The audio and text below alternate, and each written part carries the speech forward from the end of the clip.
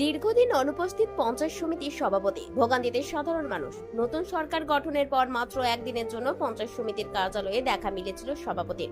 তারপর থেকেই কার্যত অনুপস্থিত তিনি, আর তার জেরেই প্রতিদিন নানা সমস্যার মুখে পড়তে হচ্ছে সাধারণ মানুষজনদের। বুধবার রায়গঞ্জ ব্লকের গৌরী গ্রাম পঞ্চায়েত এলাকার বাসিন্দা কানুত্তর সিং অভিযোগ করেন, একে অসুস্থ ও চলাফেরায় অক্ষম ব্যক্তির শিল্পীর ভাতা ফর্মে সভাপতির স্বাক্ষর করানোর জন্য গত এক সপ্তাহ ধরে বারবার পঞ্চায়েত সমিতি অফিসে আসছেন তিনি, কিন্তু প্রতিবারই খালি হাতেই ফিরতে হচ্ছে।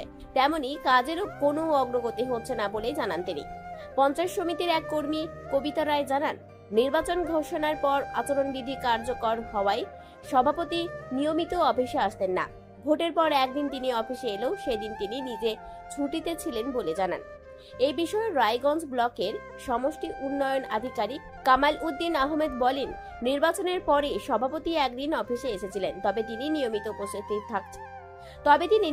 উপস্থিত থাকছেন কিনা তা খতিয়ে দেখা হবে।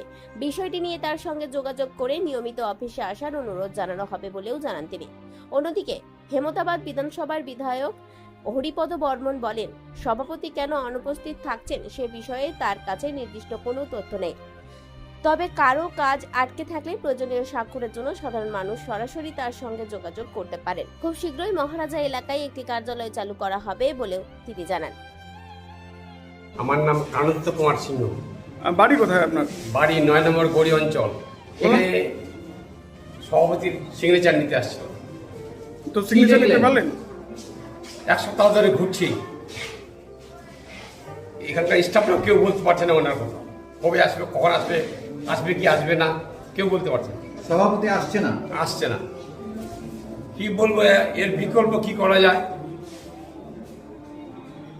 সেটাই ভাবছি।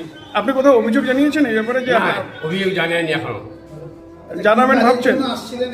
হ্যাঁ, এখানে আমাদের গ্রামের একজন বয়স্ক মানুষ, ওর শিল্পী ভাতার ওই লাইফ সার্টিফিকেট দিতে পারেনি, অসুস্থ ছিল, হ্যাঁ, হাঁটতে পারে না। তো ওর কাগজটা আমি নিতে আসছি সই নেওয়ার জন্য, ওটা সই নিয়ে শিল্পী অফিসে জমা দিব। না, এরকম কোনো ব্যাপার নেই। উনি এসেছিল ইলেকশনের পর 2-3 দিন এসছে, কিন্তু রেগুলার আসছে না।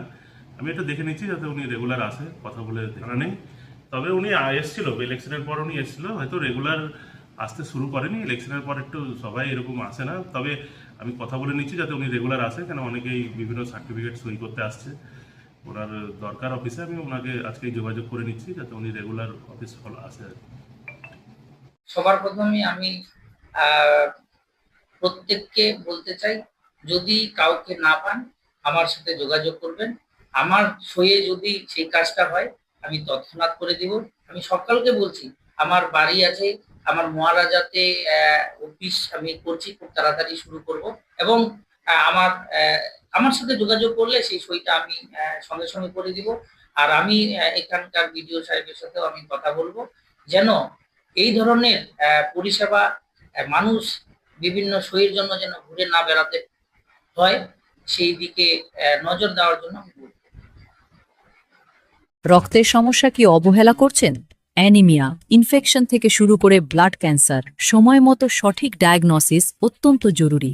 অ্যানিমিয়া ও ডেফিসিয়েন্সি প্রোফাইল টেস্ট, ব্লিডিং ও clotting test, advanced haematology test, cancer marker test, আধুনিক ডায়াগনস্টিকের মাধ্যমে রক্তের প্রতিটি সমস্যার নির্ভুল শনাক্তকরণ নিশ্চিত করা হয়। জীবনরেখা হাসপাতালে এখন রয়েছে সম্পূর্ণ হেমাটোলজি টেস্ট সুবিধা। আজই পরীক্ষা করুন, সুস্থ থাকুন।